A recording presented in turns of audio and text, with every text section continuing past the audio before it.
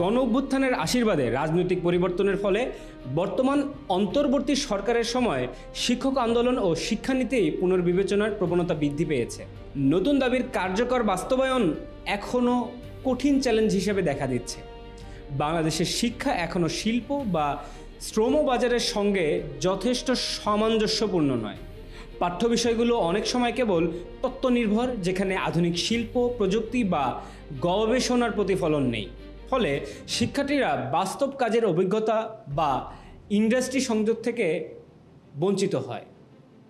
কারিগরি ও বৃত্তিমূলক শিক্ষার উপর গুরুত্ব দেওয়া হলেও পর্যাপ্ত বাজেট, অবকাঠামো, দক্ষ শিক্ষক না থাকায় তা প্রত্যাশিত ফল দিতে পারেনি।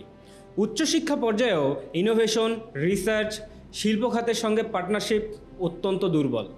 শিক্ষার্থীদের জন্য ইন্টার্নশিপ বা অ্যাপ্রেন্টিসশিপের সুযোগ খুবই সীমিত।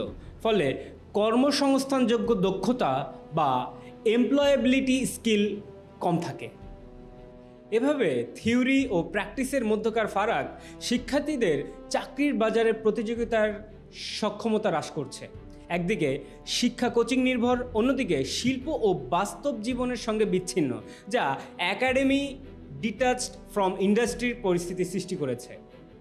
বিএনপি তার শাসনকালীন সময় তথা 1991 থেকে 1996 এবং 2001 থেকে 2006 মেয়াদে নারী শিক্ষা, মাধ্যমিক ও প্রাথমিক শিক্ষার উন্নয়ন প্রকল্প এবং বিনামূল্যে শিক্ষা ব্যবস্থার প্রসারে অবদান রেখেছে।